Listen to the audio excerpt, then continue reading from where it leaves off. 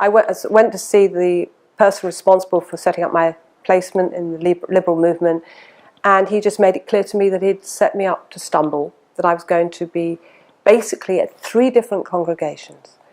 One very major congregation, which is today vying with Liberal Jewish Synagogue of being the major congregation, North Wood and Pinner Liberal Synagogue, where the rabbi at that time was very opposed, and a satellite of that congregation where the student rabbi was in Israel, so he was in his 3rd year, I was in my 4th year, and I was to look after that and go once a month to Northwood and Pinner and once a month to Leicester Progressive, where this man was the foster rabbi. So these 2 senior rabbis could really have oversight.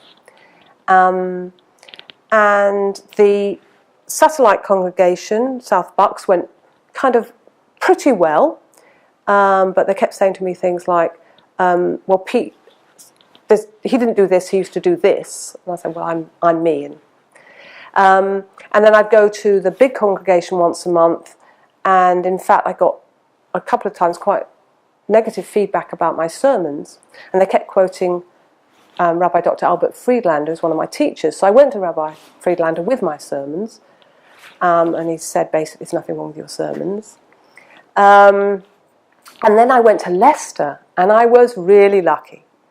The minute the person picked me up from the station, who was one of the leading figures in the congregation and had worked as a social worker, was just retiring, I just knew it was going to work. She was amazing. It turned out, I guessed she was a lesbian. Nobody knew that at the time. Many people still don't know it to this day, but it saved my life. So I was with them for a whole weekend a month. And that was a wonderful, wonderful experience and really good. And what I did was I allowed myself to be nourished by that very positive experience, the support and the response I received from that congregation.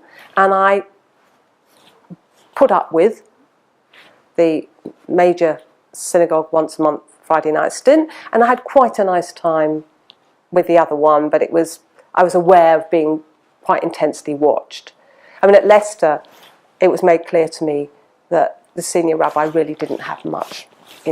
This was a bit kind of trying to frighten me a bit and was not going to be listened to, that they were going to make their own assessment of how I was.